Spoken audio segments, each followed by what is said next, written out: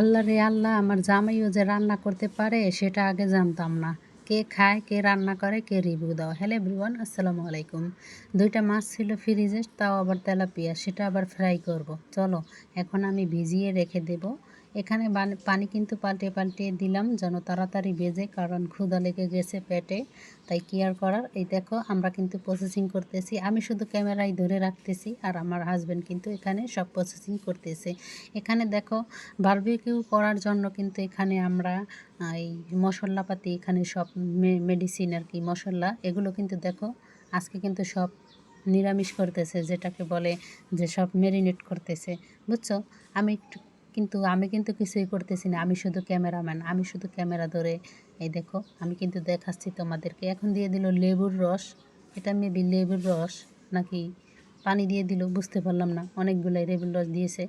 এখন দেখো মাছগুলো কিভাবে কাটতে হবে সেটাও আমাকে ভিডিও করতে বললো, আমি ভিডিও করে রাখলাম, কারণ আমার জামাই বলে কথা, জামাই আজকে রান্না করবে, সেটা ভিডিও করব না তা কি হয় বলো। আজকে কিন্তু ফিশ ফ্রাই করবে, মানে বারবিকিউ করবে।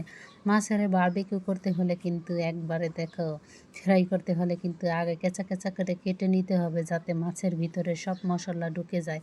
মশলা না ঢুকলে কিন্তু খাওয়া যাবে না, বলো তো। মশলা ঢুকলে কিন্তু অনেকটা টেস্ট হয়, জানো তো। সেটার জন্য কিন্তু এখানে কেঁচা কেঁচা করে কেটে তারপরেই দেখো মশলা সব ঢুকিয়ে দিতেছে মাছের মধ্যে। আরে এরকম যদি মানুষের গায়ে দিত মশলা, এরকম কিছু কিছু কিছু কিছু মানুষ আছে না, খালি অন্যের দোষ নিয়ে পড়ে থাকে, তাদেরকে যদি এরকম মাইখা রাইখা দিতে পারতাম তাহলে অনেকটা শান্তি পেতাম, বুঝছো তো। এখন দেখো আমার জামাই কিন্তু দেখো মাছ দুইটার রেস্টে কিছু সময়ের জন্য রেখে দিল, এখন হচ্ছে রান্না করতে। আমি বললাম দাঁড়াও দাঁড়াও, ফুল দিয়ে যদি না ভিডিও করি তাহলে কি ভিডিও সুন্দর হবে? যেহেতু তুমি রান্না করবা, একটু সুন্দর তো দেখাতেই হবে।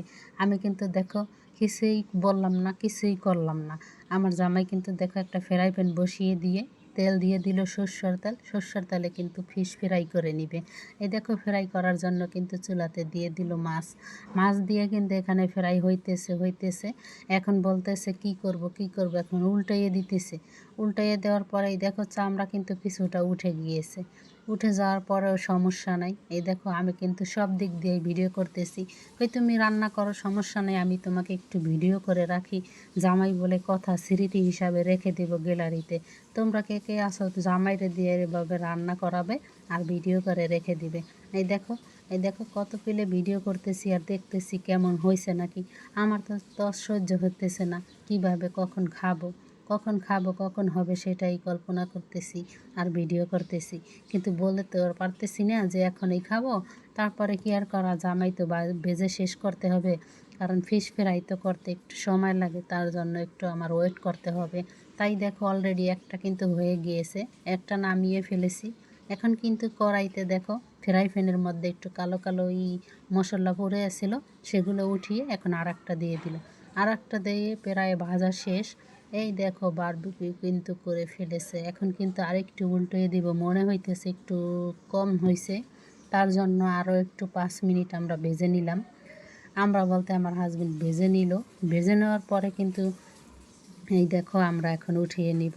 তোমরা কিন্তু চাইলে ভাইয়াদেরকে এরকম রান্না করতে পারো, ভাইয়াদের দিয়ে।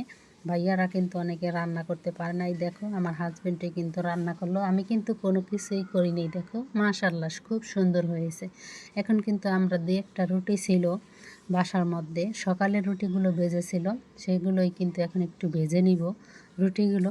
আর এই রুটিতে কিন্তু হয় নাই, আমরা কিন্তু রুটি আরও কিনে নিয়ে আসছিলাম, কারণ বাসায় রুটি ছিল কম, এখন আর বানাতে মন চাচ্ছিল না। সেটা আবার বানালে দেখা যায় অনেকটা টাইম হতো, কারণ আমাদের মাছ ফ্রাই কিন্তু হয়ে গিয়েছিল প্রায়।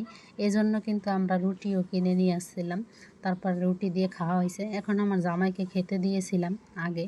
আর দেখো আমার পরিবেশনটা কিন্তু খুব সুন্দর হয়েছে, পরিবেশনটাও করে নিলাম, খুব সুন্দর মাশাআল্লাহ। আর খেতে কিন্তু অনেক মজার হয়েছিল। এই দেখো মাশাআল্লাহ পরিবেশনটা খুব সুন্দর, খেতে দিয়েছিলাম। কি বলেছে শোনো তোমরা। ফেরাই খেয়ে এখন রিভিউ দিবে, সেই রিভিউ তোমাদের মাঝে শেয়ার করব। আচ্ছা শোনো তোমরা, করো ওয়েট করো, নিজের খাবার, নিজের রান্না করা খাবার খেয়ে নেও আগে।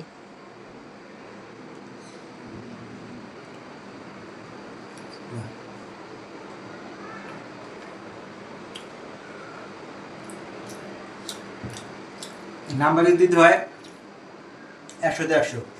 Restaurant fail. আপনি রেস্টুরেন্টে কী খাবেন এত টাকা খরচ করে? বাসায় যাবে তৈরি করবেন, দেখবেন কি স্বাদ। আপনার রেস্টুরেন্টে যেতে হবে না 1000 টাকা খরচ করে। গুড।